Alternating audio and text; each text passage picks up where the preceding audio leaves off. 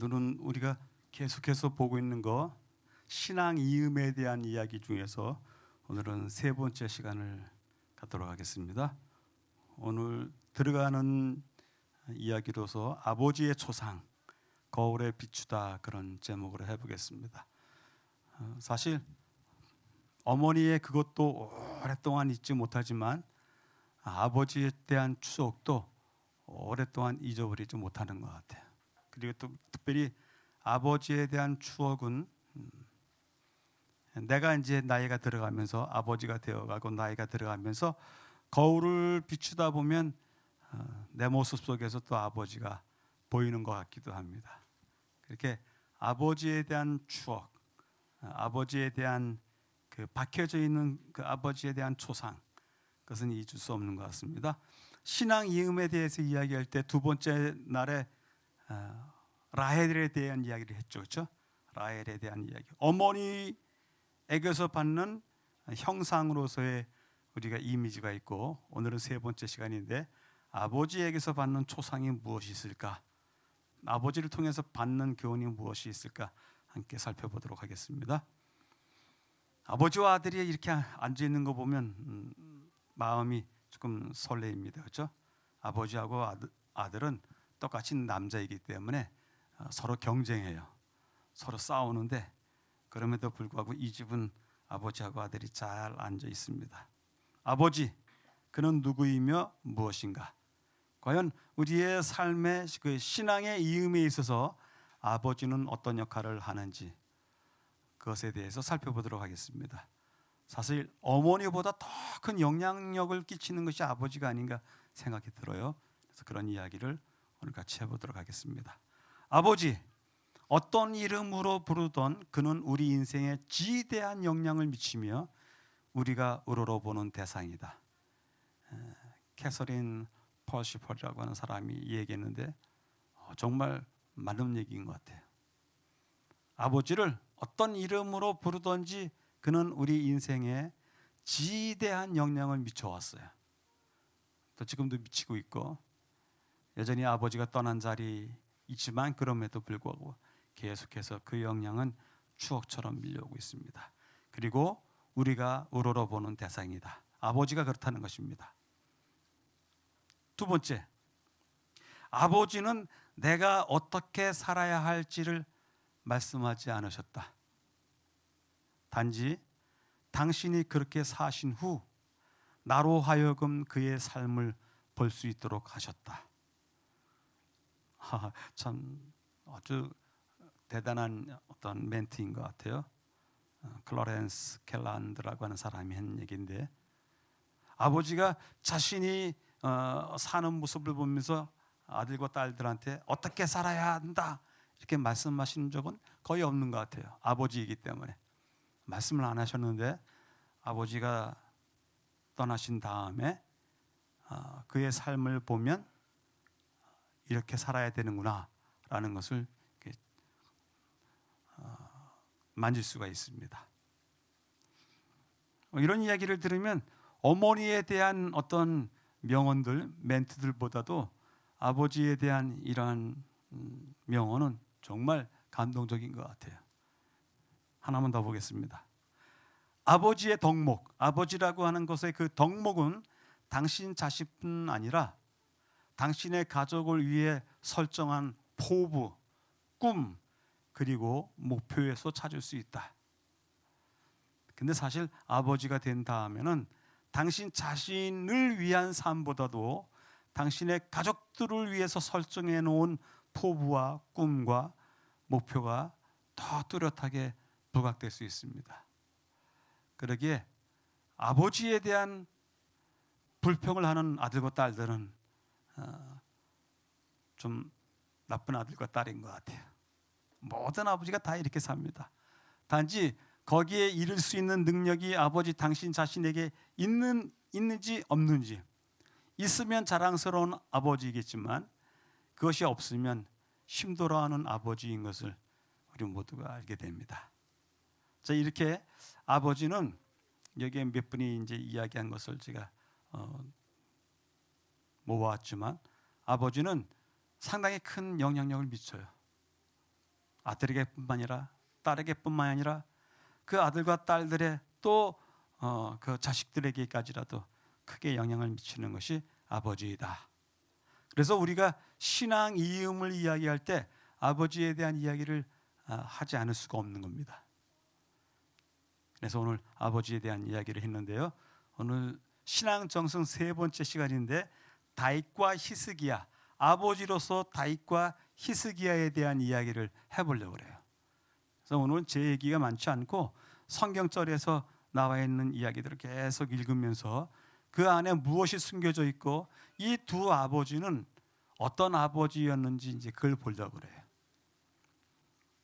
이 두 아버지를 찾아낸 다음에 계속해서 이 아버지들에 대해서 생각해 봤는데 정말 답이 잘 안 나올 정도로 미묘한 점이 있어요. 그러면서도 확연히 다른 점이 있거든요. 그래서 어떤 아버지가 되어야 하는지, 신앙 이음을 위해서 어떤 아버지의 품과 격을 가지고 있어야 되는지 살펴보도록 하겠습니다. 그러기 위해서 다윗의 이제 마지막 기도, 다윗이 한 마지막 기도입니다. 다윗의 마지막 기도도 성경책에 나와 있더라고요.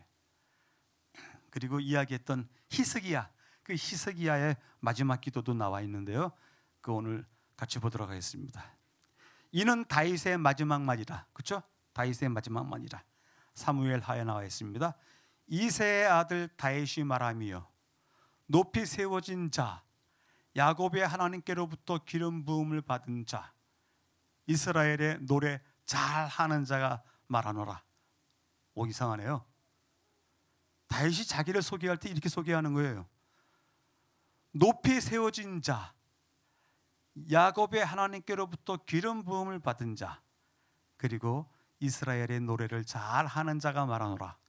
여호와의 영이 나를 통하여 말씀하시며 그의 말씀이 내 혀에 있도다.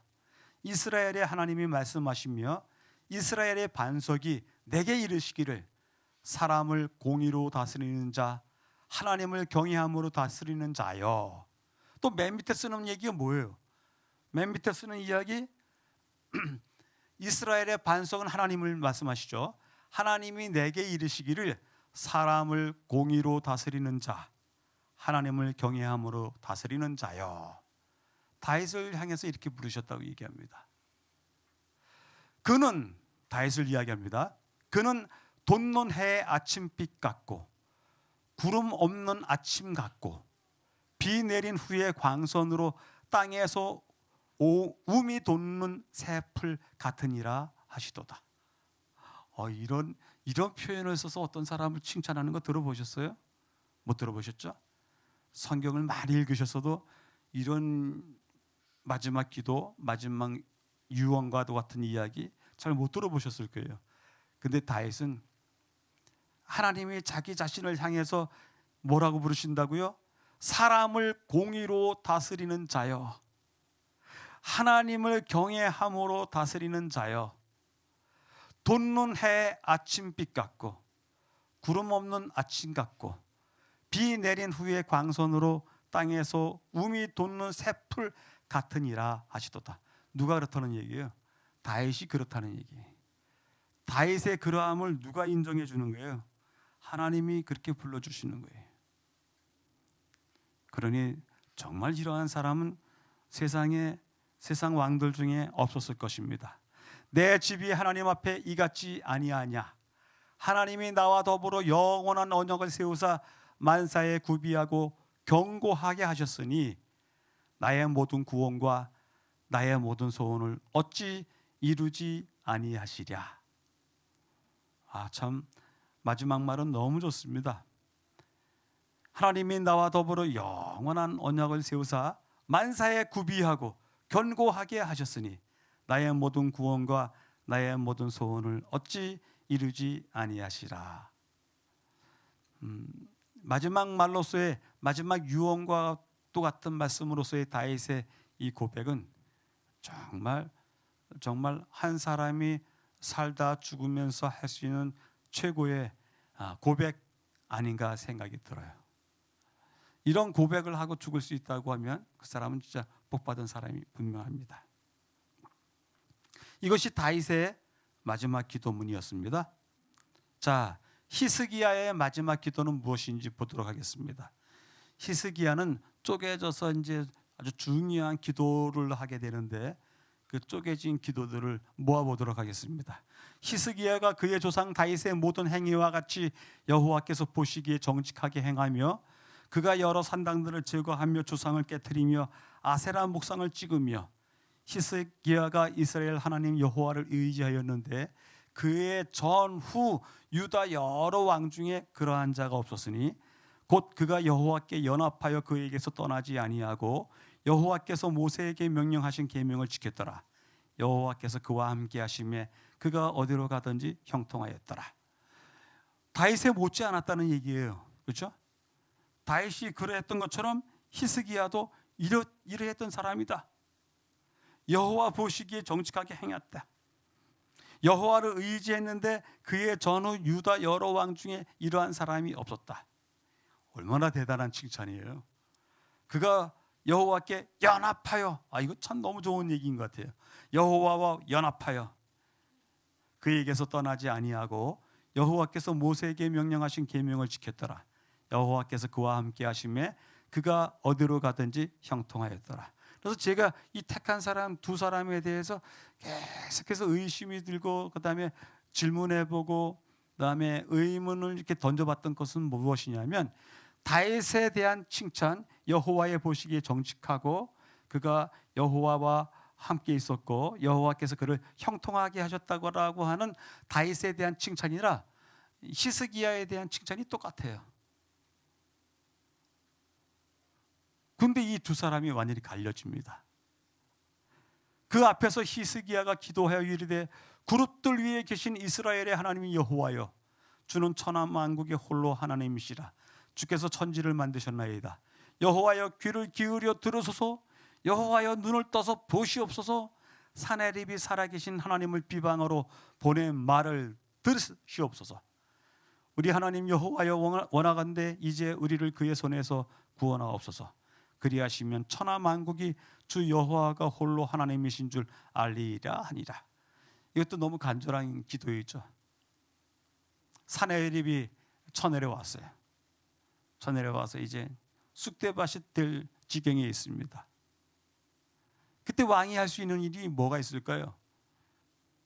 그때 왕이 할 수 있는 일은 그 쳐내려온 나라에 가서 붙어서 우리 백성들을 살려달라고 애를 쓰든지 아니면 한번 지금 우크라이나처럼 아무리 큰 러시아라고 할지라도 그 러시아와 싸워보겠다고 하는 우크라이나 대통령처럼 이 히스기야도 싸우겠다고 나서는 것입니다. 이 과정에서 좀 기도가 다윗의 기도와는 약간 다른 것을 느끼게 돼요. 세 번째 줄, 여호와여 귀를 기울여 들으소서. 여호와여 눈을 떠서 보시옵소서. 사내립이 살아계신 하나님을 비방하러 보낸 말을 들으시옵소서. 그러니까 듣고 보고 들으라고. 히스기야는 정말 절박해요. 자기 형편을 알아달라고. 우리의 입장을 하나님 보시옵소서. 들으시고 살피십시오. 우리 하나님 여호와여 원하건대 이제 우리를 그의 손에서 구원하옵소서. 그리하시면 천하 만국의 주 여호와가 홀로 하나님이신 줄 알리이다 아니라. 이 기도는 다윗의 기도하고 좀 다르죠? 다윗은 골리앗하고 싸울 때 이런 식으로 나갔어요? 아니거든요. 다윗은 골리앗과 싸우러 나갈 때 이 할례 받지 않은 자식아 하고서 뛰쳐나갔잖아요. 어디 하나님을 향하여 내가 욕보이느냐 하면서 뛰쳐나갔는데 히스기야는 그런 기백은 없는 것 같아요. 괜찮아요? 전쟁이 기백으로만 싸웁니까? 다윗은 다윗의 기질이 그러하기 때문에 거룩한 분노 속에서 골리앗을 향해서 뛰쳐나갔던 것이고, 히스기야는 뛰쳐나가기 전에 하나님께 기도하는. 근데 그 기도하는 중에 약간의 분명히 하나님께 탄원하는 기도이다. 그러나 다윗의 기도와는 조금 다르다라는 것을 느낄 수가 있어요. 그것에 대해서 잠시 후에 또 말씀드리겠습니다. 이제 마지막 기도요. 히스기야가 낯을 벽으로 향하고 여호와께 기도하여 이르되 여호와여 구하오니 내가 진실과 전심으로 주 앞에 행하며 주께서 보시기에 선하게 행한 것을 기억하옵소서 하고 히스기야가 심히 통곡하더라. 왜 이렇게 통곡하고 기도하고 있어요? 병이 걸렸거든요. 죽을 병이 걸렸다고 성경책은 나와 있거든요. 죽을 병이 걸렸어. 너 죽게 될 것이다. 너 정리하라. 이사야가 와서 그렇게 했거든요. 정리하시오. 죽게 될 것이요. 그렇게 했더니 그 소리를 듣자마자 이 20장 1절에 그 얘기가 나와요. 이사야가 와서 당신은 죽을 터이니 집안을 정리하시오. 그랬더니 그 소리 듣고 나서 이제 낯을 벽으로 향하고서 이제 울면서 기도하는 거예요. 통곡하는 거예요. 이 통곡이 끝난 다음에 내가 내 날에 15년을 더할 것이며 내가 너와 이 성을 아수르 왕의 손에서 구원하고 내가 나를 위하여 또 내 종 다윗을 위함으로 이 성을 보호하리라 하셨다 하라 하셨더라. 이렇게 나와 있어요. 다행히 당장 죽게 되었던 그 죽을 병에서부터 15년은 벌었어요. 15년. 그래서 실제로 히스기야가 15년을 더 살다 죽게 되는데요. 자, 히스기야의 이 기도, 특별히 이것이 이제 마지막 기도라고 보시면 되는데요. 심히 통곡하면서 하나님, 내가 선하게 행한 것을 기억하옵소서. 약간 아쉬워요. 이 기도 속에서 내가 진실과 전심으로 주 앞에 행하였다고. 그거는 역사책이 그렇게 기록해요. 열왕기서와 역대기서가 히스기야가 어떻게 살았는지 아까 보았던 것처럼 그렇게 기록해요. 근데 주께서 보시기에 선하게 행한 것을 기억하옵소서. 이 기도문에 대해서는 제가 조금 아쉬워요. 선하게 행한 것을 기억해 달라고요. 선행을 기억해 달라고 하는데 하나님이 모든 것을 다 아시는, 천지의 모든 것을 다 아시는 주님이신데 그 앞에 선하게 행한 것을 기억해 달라고 하는 것보다는 지금의 나의 삶에 대해서 더 고백하고 그것을 하나님께서 고쳐주시기를 기도하는 것이 더 낫지 않았을까, 그런 생각이 드는데 이렇게 기도하는 것조차도 우리가 잘 못해요. 우리 다 그렇게 살잖아요. 그렇죠? 다 그렇게 살기 때문에 이렇게 잘 기도 못하는데 기도했습니다. 15년을 받았군요. 근데 이 기도문의 맨 끝에 내가 너를 살려주리라 하는 그 이야기 속에 나오는 단어가 또 내 종 다윗을 위함으로, 너를 위하기도 하지만 내가 내 종 다윗을 위해서 이 성을 보호하겠다, 이렇게 말씀하세요. 근데 이것은 뭐죠? 하나님이 그래, 아수르 왕의 손, 사나리브의 손에서부터 구원해 주겠다. 그리고 내가 나를 위하고 또 내 종 다윗을 위하여 이 성을 보호하리라 하셨더라. 조금 하나님과 히스기야 사이에 주고받는 기도와 그 주고받는 뭐랄까요, 쌍방의 하나님과 히스기야 쌍방의 이야기 속에 무엇인가 좀 다윗과 같지 아니한, 다윗처럼 시원하게 여름 더운 날의 냉수와 같은 그런 시원한 맛이 없고 무엇인가 서로 엇갈려 있는 그런 맛을 보게 됩니다. 자, 이렇게 해서 다윗하고 히스기야가 그렇게 살았습니다. 아주 히스기야도 훌륭하고 다윗도 훌륭합니다. 근데 그 아들들을 보겠습니다. 과연 그렇게 선했던 왕들과 훌륭했던 왕들의 그 아들들이 아버지를 어떻게 추억하고 아버지의 것을 어떻게 이어받았는지, 그것이 중요해요. 왜냐하면 우리가 지금 신앙 이음을, 우리 삶의 이음, 아버지로서의 내 삶의 이음을 아들과 딸이 받아주기를 바라는 입장에서 공부하기 때문에 과연 아버지들을 어떻게 추억하는지 보도록 하겠습니다. 저쪽에 이제 다윗이고 이쪽에 솔로몬입니다. 아버지 다윗하고 솔로몬의 아주 유명한 뭐라 그러죠? 이거 같다? 그렇습니다. 한번 아버지 다윗을 솔로몬이 어떻게 추억하는지 보겠습니다. 솔로몬이 이르되 주의 종 내 아버지 다윗이 성실과 공의와 정직한 마음으로 주와 함께 주 앞에서 행함으로 주께서 그에게 큰 은혜를 베푸셨고 주께서 또 그를 위하여 이 큰 은혜를 항상 주사 오늘과 같이 그의 자리에 앉을 아들을 그에게 주셨나이다. 아버지가 했던 일도 그렇고 아버지가 했던 마지막 기도도 정말 시원한데 정말 명확하고 힘이 넘치는데 아들 솔로몬이 아버지에 대한 이야기를 하는 것도 너무 명확해요. 내 아버지 다윗은 성실과 공의와 정직한 마음으로 주 앞에 행했습니다. 이 주 앞에 행했다는 얘기는 히스기야도 쓰잖아요, 그렇죠?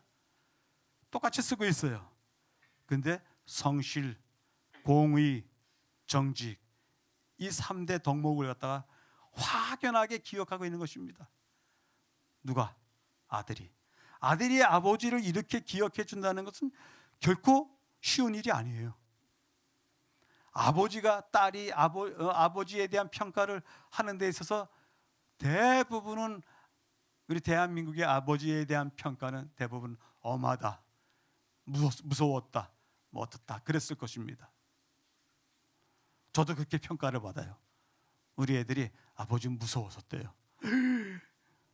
제가 무서운 아버지였답니다. 애들의 입장이니까 아버지가 무섭고 아버지가 마이너스 요인이 많아요. 저도. 근데 여기 솔로몬은 아버지를 그렇게 기약하지 않고 두 번째, 주께서 그에게 큰 은혜를 베푸셨고 주께서 또 그를 위하여 이 큰 은혜를 항상 주사 오늘과 같이 그의 자리에 앉을 아들을 그에게 주셨나이다.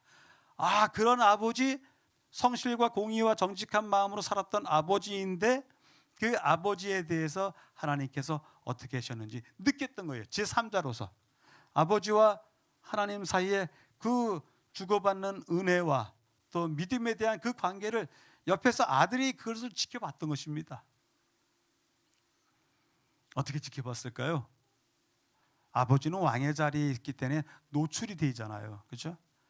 노출이 되고 아버지가 하는 행위 하나하나에 의해서 그 큰 권력 때문에 그 큰 권력, 아무리 작은 마음으로 시작했더라도 나타날 때는 큰 권력으로 나타나기 때문에 그 권력이 백성들에게 어떠한 모양으로 미치는지 아들이 본 것입니다.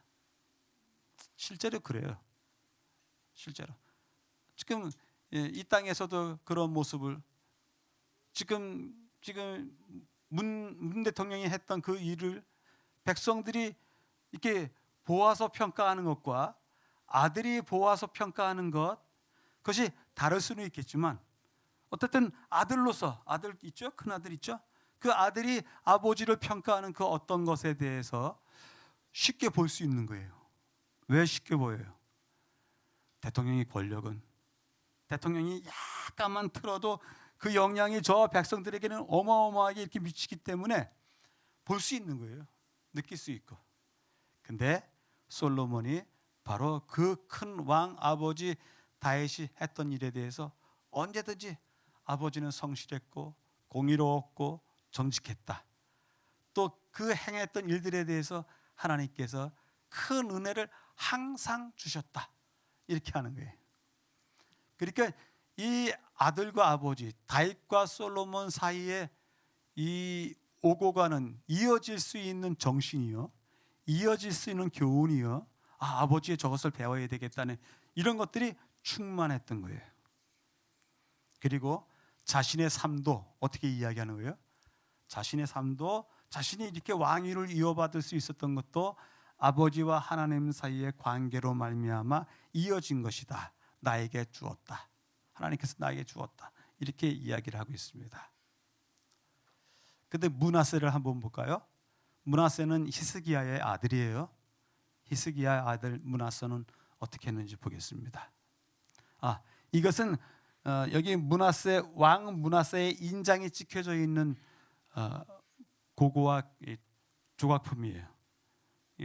이게 이제 왕의 명령이다. 그래서 도장 꽝 찍을 때 그 도장이 이렇게 므낫세라고 하는, 이거 실제로 읽을 수 있으니까요. 므낫세인데, 자, 이 므낫세에 대한 이야기 볼까요? 히스기야가 그의 조상들과 함께 자고 그의 아들 므낫세가 대신하여 왕이 되니라. 므낫세가 왕이 될 때 나이가 12세라. 초등학교 5학년이요? 5학년, 6학년? 12세라. 예루살렘에서 55년간 다스렸다. 12살에 왕이 된다면 55년을 다스렸다. 므낫세가 여호와 보시기에 악을 행하여 여호와께서 이스라엘 자손 앞에서 쫓아내신 이방 사람의 가증한 일을 따라서 뭐를 세우고 뭐를 만들고 뭐를 무너뜨리고 뭐를 파괴하고 쭉 나와요. 아니, 아버지 히스기야는 그렇게 훌륭한 왕이고 다윗과 같은 반열, 모든 역대기의 저자들이, 열왕기의 저자들이 그 자신들의 조상들에 대한 이야기를 써나갈 때 히스기야에 대해서 그렇게 평가했는데 그 평가와 다르게 아들 므낫세는 이렇게 됐어요. 와, 대단하죠? 아버지만 욕되게 한 게 아니라 조상들의 하나님의 언약도 저버렸어요. 옛적에 여호와께서 이 성전에 대하여 다윗과 그의 아들 솔로몬에게 이르시기를 내가 이스라엘의 모든 지파 중에서 택한 이 성전과 죄송합니다. 예루살렘에 내 이름을 영원히 둘지라. 와, 그랬군요. 지금 무엇을 불러내냐 하면 다윗과 그의 아들 솔로몬에게 하셨던 이야기를 므낫세에 대한 평가에서 불러내는 거예요. 그러면서 이 성전과 예루살렘에 내 이름을 영원히 둘지라. 만일 지켜 행하면, 하나님의 율법과 계명을 지켜 행하면 다시는 유리하지 아니하게 하리라 하셨으나, 유리하게 뭐예요? 포로로 잡혀가지고 다른 나라의 노예로 잡혀가는 것, 이방에 떠도는 일, 그런 일들을 거치지 않게 하리라 하셨으나 이 백성이 듣지 아니하였고 므낫세의 꾀임을 받고 악을 행한 것이 여호와께서 이스라엘 자손 앞에서 멸하신 여러 민족보다 더 심하였더라.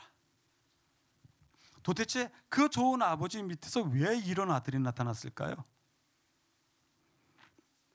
이스라엘 앞에서 멸하신 여러 민족보다 더 많음으로 인해서 므낫세의 백성들, 숱한 백성들이 죽게 되었다고요. 완전히 다르죠? 두 선한 아버지 두고서 두 종류의 아들이, 완전히 달라진 두 종류의 아들이 나오게 됩니다. 착한 아버지, 좋은 아버지였다고 해서 꼭 그 좋고 착한 아버지의 형상대로 그 아들들이 커나가는 것은 아닙니다. 그래서 우리는 오늘 아버지의 형상을 전수받는 일에 있어서 주의해야 될 점을 이제 찾아볼 수 있습니다.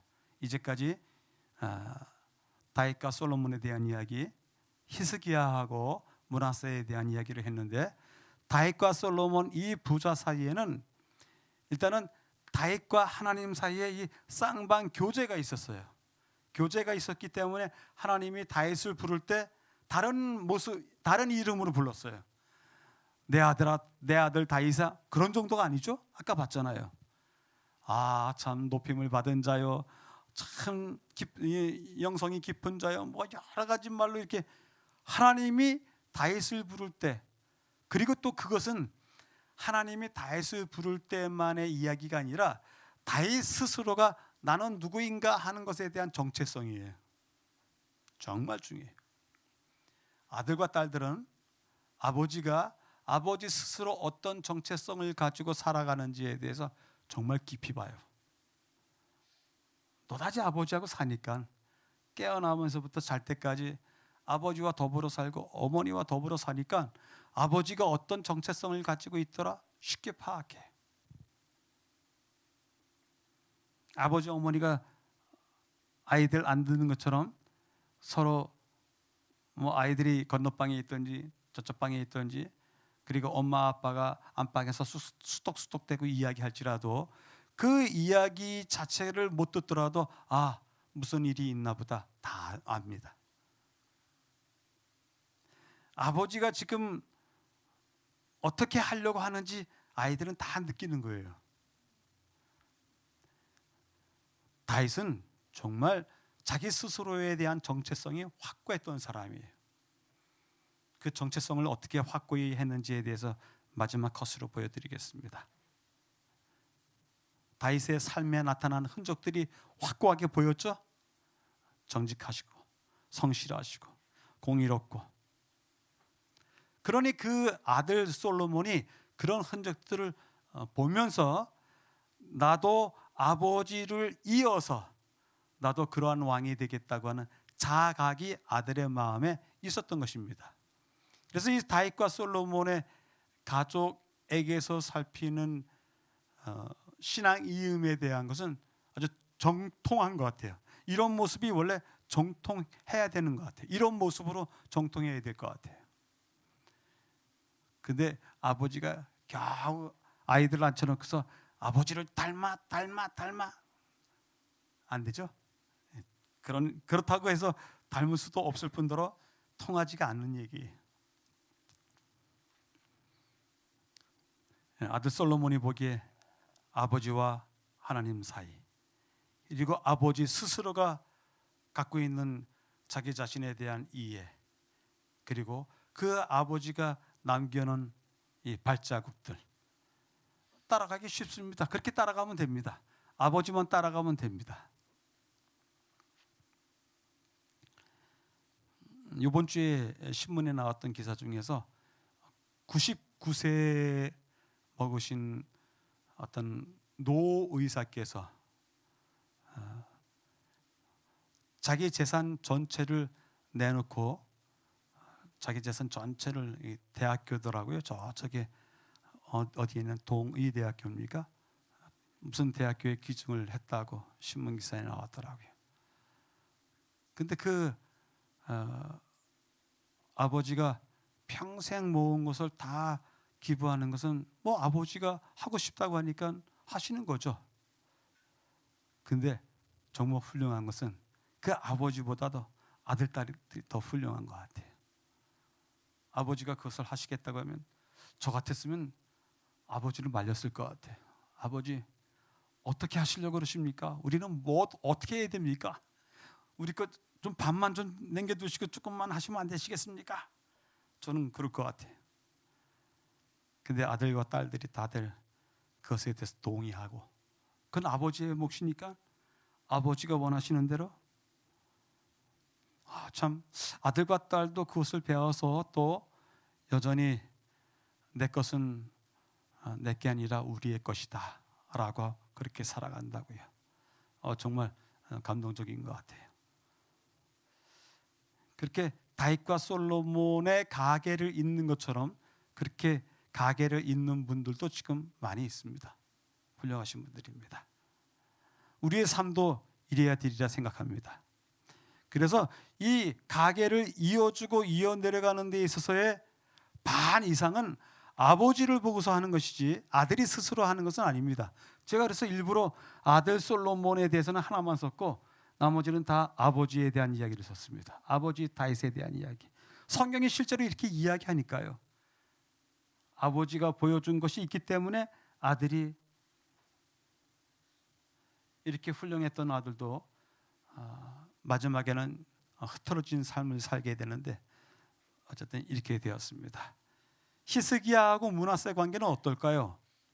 히스기야하고 므낫세 관계는 정말 히스기야 자체는 인간적으로 하나님께서 불쌍하게 보시고 도와주셔야 돼요.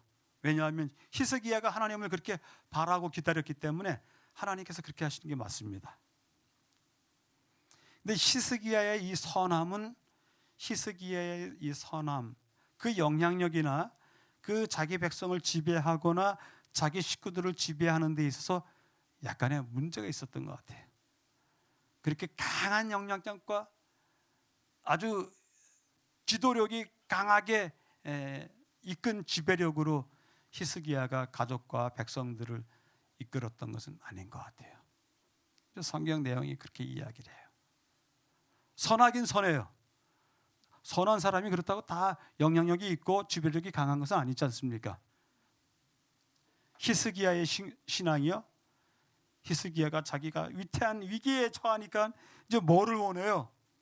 하나님께서 어떤 징조를 주실 겁니까? 이렇게 이야기해요. 하나님께서 내게 보이시는 징조가 무엇입니까? 걱정하지 말아라. 그러면 그 징조가 뭡니까? 이렇게 히스기야의 신앙 한 구석에는 흔들리는 마음이 있었던 것 같아요. 흔들려요. 그리고 하나님을 의존하는 감이 너무너무 강해요. 이 하나님을 의지한다. 괜찮습니다. 좋습니다. 그렇게 해야만 됩니다. 그러나 사람이 해야 될 일 말고 의존한다고 하는 것은 사람이 해야 될 일도 무시하고 의존한다고 하는 것은 또 별개의 문제입니다. 그래서 그런 면면이 히스기야의 삶 속에 보이고요. 그다음에 이거 지금 통곡하면서 우는 모습인데요. 율법서도 발견하고 뭐 여러 가지 일을 했는데 저는 이 모습이 이제 율법서를 발견하는 그 모습이긴 하지만 히스기야가 통곡하면서 우는 모습이 보여요. 벽 쪽을 향해서 얼굴을 돌리고 울어요. 죽을 사람이 울어야지 어떻게 해요? 그렇죠?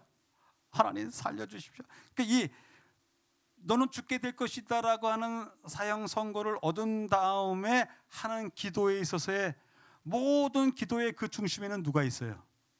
자기밖에 없어요. 백성을 보면서 내가 살아야 되는데 죽게 되면 저 백성이 불쌍합니다. 아니에요.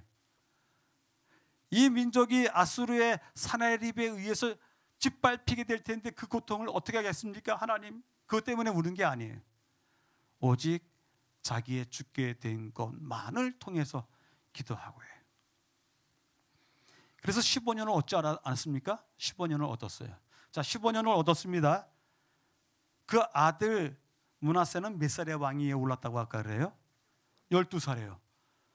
그러면 이 죽을 위기에서 살아난 아버지의 입장에서 그야말로 기도하고 벽을 향해서 기도하고 죽지 않기를 바라고 그러는 까닭에 하나님께서 사내립도 쫓아내시고 그다음에 자기의 목숨도 살게 해주셨는데 그 다음 15년 사이에 첫 부분에 3년 정도 지난 다음에 아들을 하나 낳은 것이 므낫세예요. 그러한 위기 속에서 살아난 아버지가 태어난 아들한테 가르칠 수 있는 것이 무엇이었을까 좀 생각을 해봤어요. 아들하고 12년을 같이 사는데 12년이면 이제 초등학교 마치는 나이거든요. 지금으로 얘기하면. 그러면 가르칠 만한 모든 선한 것들을 다 가르칠 수 있는 나이고 그다음에 아이의 성격이 형성되고 품성이 정해지고 아이가 가지고 있는 그 어떤 안의 용기와 또 굴하지 않는 정신들과 이런 것들이 다 형성될 나이예요. 형성될 나이. 결코 아버지가 일찍 죽은 것이 아니에요. 또 아버지가 뭐 아들에게 가르칠 만한 것들을 가르칠 수 없는 그 짧게 산 다음에 가신 것도 아니에요. 근데도 불구하고 이 아들이 그렇게 됐어요. 저는 여기서 좀 생각을 해봤어요. 아버지 히스기야가 그러한 외적의 침입으로부터 이방인의 침입으로부터 하나님의 기꺼운 그러한 구원도 경험했고 자기 자신의 삶의 위기에서도 그가 더 생명을 허락받았고 그런 다음에 그가 아들 므낫세를 키울 때 어떻게 키웠을까? 여기에 문제가 있지 않았을까? 여기에 문제가 있었기 때문에 므낫세가 그렇게 이스라엘의 몇 대 악한 왕 중에 하나가 되지 않았을까? 아버지의 것을 전혀 물러받지 못했다. 아버지의 신앙 정신, 삶에 대한 어떠한 철학, 그리고 하나님과의 관계에 있어서의 어떤 흔적들, 그런 것들을 므낫세가 이어받지 못하지 않았을까 생각이 들어요. 비록 12살의 어린 나이에 왕이 됐기 때문에 주변에 있는 득실득실대는 간신들, 그렇죠? 간신들의 이야기를 듣고서 쏠릴 수밖에 없기 때문에 그가 악한 왕이 됐을 가능성도 많아요. 근데 더더욱 중요한 것은 므낫세만 12살 때 왕이 된 게 아니에요. 다른 선한 왕들도 있었어요. 자, 이제 이야기를 마치면서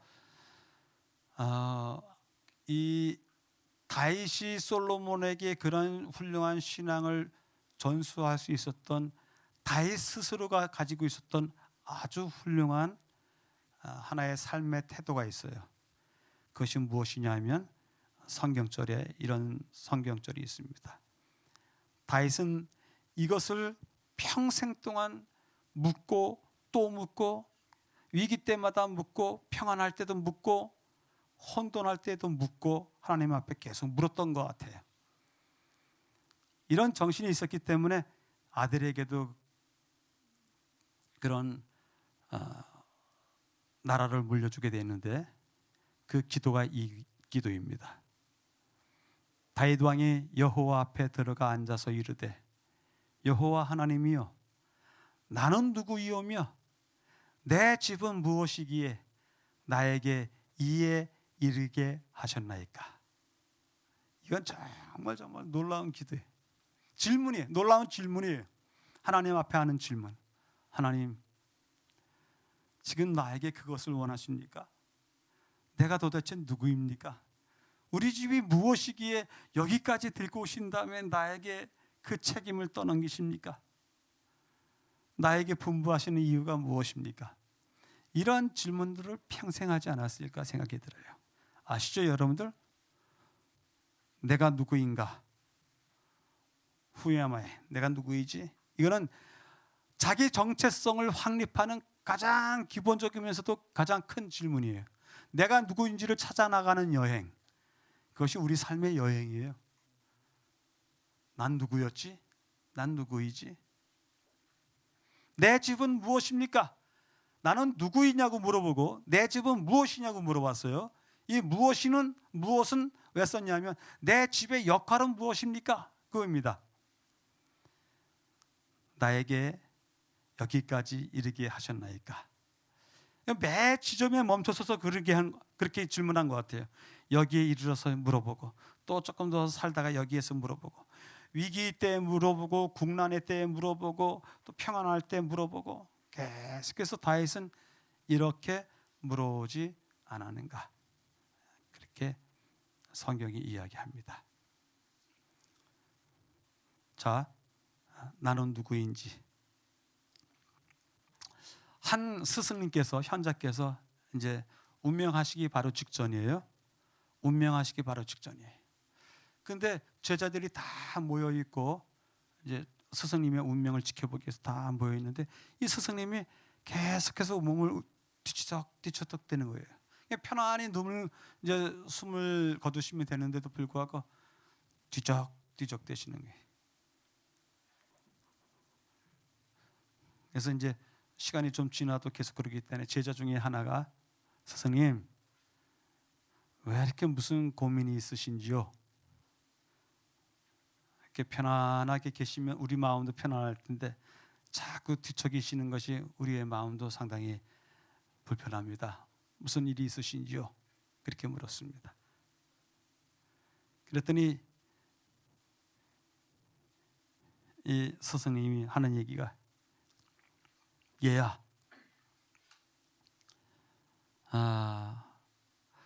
내가 하나님 앞에 갔을 때 하나님이 조시아야 너는 조시아처럼 살았느냐? 이렇게 물어보면 그 물음에 대해서 예, 그렇게 살았습니다 라고 답변하는 것이 가능한지 못한지 그것 때문에 지금 내가 정리를 못했단다. 하나님은 나로 하여금 조시아로 태어나게 하셨고 조시아답게 살게 하셨고 조시아로서 해야 될 모든 일들을 다 하고 살게 만드셨는데 내가 정말 그렇게 살았는지 하나님께서 내게 주신 이름대로 나의 그 분량대로 내가 다 살았는지 그것이 아직까지 정리되지 않았다. 그런 말씀을 하시고서 조금 더 뒤척이신 다음에 마지막으로 숨을 거뒀다고요. 마찬가지입니다. 여기 이 말씀 보면 분명합니다. 나는 누구인지, 하나님께서 나에게 주신 그 무엇을 다 했는지 아닌지, 나의 이름 석자를 들여다보면서 늘 우리가 누구인지에 대해서 물어야 될 것 같습니다. 오늘도 우리가 이번 주도 바쁘게 살았고 또 많은 일을 처리하시면서 사셨습니다.